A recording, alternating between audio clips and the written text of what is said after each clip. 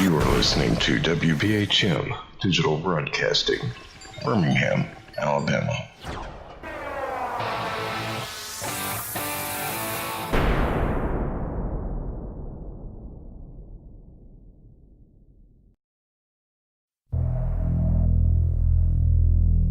Welcome to the Paranormal Experienced Radio Show with your host, Kat Hobson.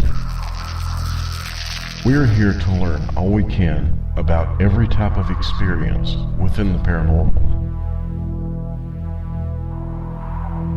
There will be interviews with seasoned investigators of the spiritual realm, including ufologists, cryptozoologists, psychics, mediums, authors, and creators of technology, and others with credible knowledge to share. Together, we will find out what brought these investigators of the unknown into the field and learn what keeps them working so hard in it. I'm interested in learning how these individuals go about their work, and I believe you are too. This program is all about bringing those who are in the field together with our listeners who are interested in what they find. For us, the paranormal is all about working with and supporting each other. We're all here seeking answers to the questions that bother us so. Now, let's get those answers. And enjoy the show.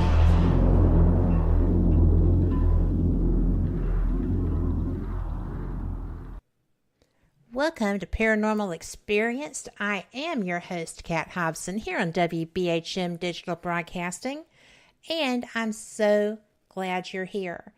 We are having a little bit of dramatic moment with the sound on our show, and I really am trying to figure out why. I think everything is going to be fine. Yes, we do have sound. Thank you, Jim. And I just wanted to let everybody know before we get started with the show that someone special in the paranormal field has passed away, Al Willen.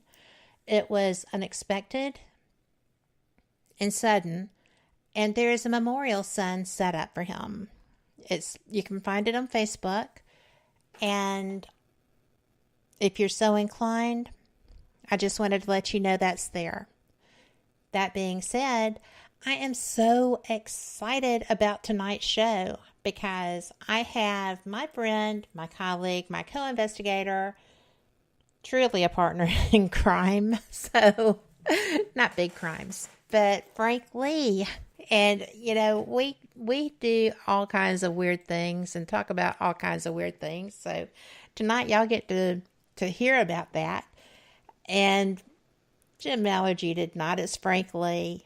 So I am just so excited because this is going to be fun. We are going to be discussing quantum theories, quantum mechanics. We are going to be discussing a theory that Frank espoused about 5 years ago almost on my show. It was a 3-hour show, so we can do that. Thank you for being here, Frank. Welcome. Well, thank you so much for having me, Kat. I always have a great time talking with you. I always have a great time investigating with you, but, it's always an honor, always a pleasure to come on and talk with you.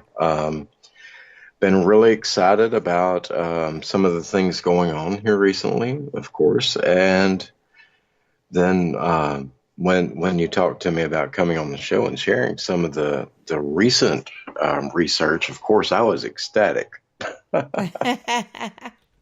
Well, it's not every day that something that you put forth as a working theory, something that you were pretty convinced was true, is actually proven in a laboratory setting.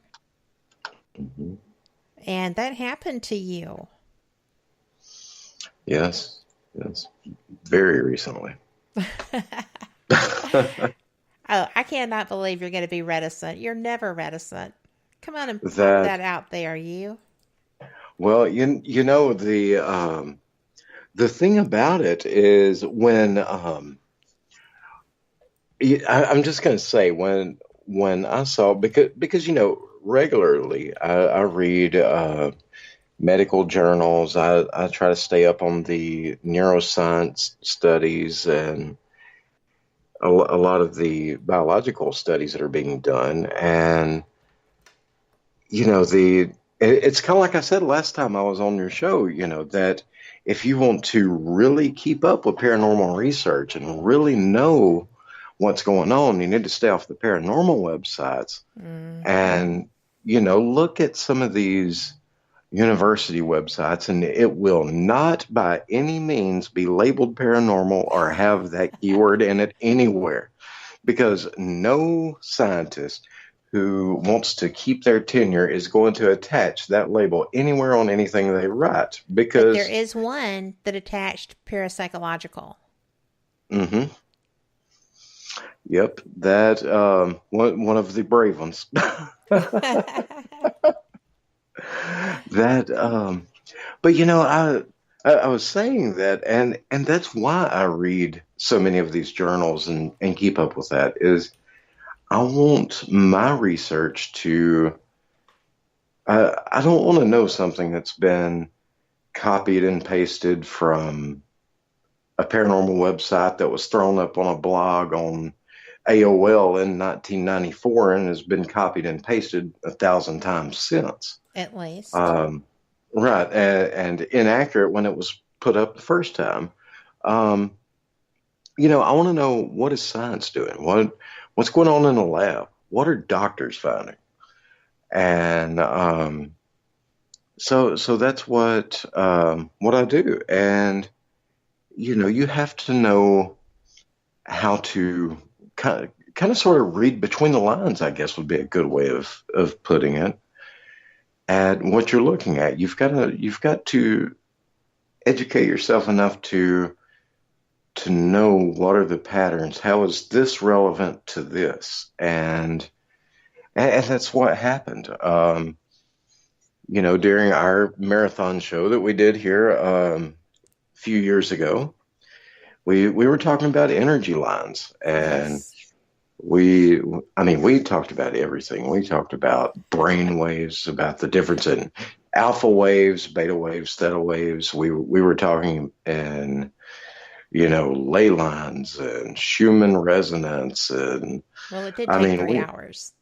right. We covered so much material, We did. but that I'm telling you, if somebody didn't learn something on that particular show, then they were probably sleeping through the show, They or they just weren't weren't listening. trying. Right? Right. Yeah. But the thing about what was just discovered is, during that show, I brought up how the principle of magnetoreception, Hmm.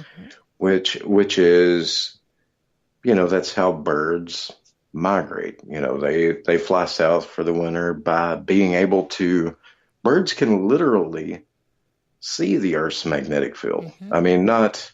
They don't see something that looks like off the Matrix or, something crazy, but they can actually, it affects their vision and they can see and detect it. Um, they're, and not just birds. I mean, turtles, you've got fish, you've Every got year to so the many. same place the turtles come. To the hmm place that they were hatched, actually.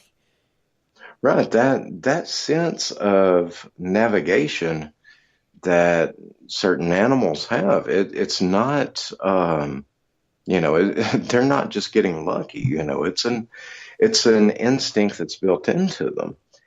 And the same protein that they have, specifically, they identified it in birds.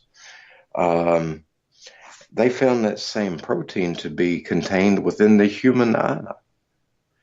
And, I was raising the question, well, is there a chance that with us sharing that same protein, that we might have that innate ability to detect the Earth's magnetic field. And how could that affect us? And I kind of went on into that and kind of talked about how I thought that very much was a possibility, and why some of the different types of energy affect us the way they do, like the Schumann resonance, why we become so susceptible to different types of shifts in energy. And just for reference for anybody, if you haven't heard me talk, when I say energy, I'm not talking about metaphysical woo-woo, anything like that. I mean, Oh, you did not literal. go to the woo-woo. I did say woo-woo. I mean actual biological or geological, geomagnetic energy. The kind that your science teacher would talk about, not the kind that um, you would see on like a spiritual website. Well, just that was a good way to kind of separate That that, was wasn't better it? than woo-woo. Right. Well done, you. Well done, Right. you. I was trying to not let anything, I was on good behavior. Um, but when it comes to the paranormal, sometimes you have to be sure to elaborate. Um, but but no, I was talking about that, and you know, it it does seem that we can react to that energy, that we are affected by it in ways that we previously didn't understand. The problem was, let well, let me ask you this, Karen. I mean, you are a very intuitive individual. I am. Um, do you feel the Earth's magnetic field right now? Yes. That, I always like, feel it. if if you turn and change directions, do you feel that directional change, or do you just kind of notice it's just there? I believe I feel it. It's like my body acclimates. Hmm. And I feel this plays in part with that. I never get dizzy. I've Hmm. never fainted in my life. Nothing ever goes that way. But the other day, I was just terribly out of balance when I woke up and, like, couldn't get up because my head was swimming. And I thought, I don't know what is going on. I went to the ENT and they were like, "Oh, well, you're fine." I said, "I think that something's wrong with the pressure behind my eardrum." And they said, "Well, your Hmm. tests were fine." And I said, "Well, check it again." Because I felt like something was reactive and I needed to rule out everything else. That's the only time, as I said, that I've ever felt that way. And I actually thought that there must be something wrong environmentally Hmm. for me to be reacting like that. Well, now let me ask you this, because you travel quite a bit. Um, how do you feel when you're in an airplane? It depends on which way I'm going. If Did you I'm ever going did you ever feel like disoriented, if I'm kind of, going or from west to east, I do. I can go west all day long. If I go hmm east, it really screws with me as far as how I feel. Can I right? say that on the radio? Yes, I can, actually. Yeah, yeah. So just checking myself there. But it does. And as I said, I can go north, I can go south.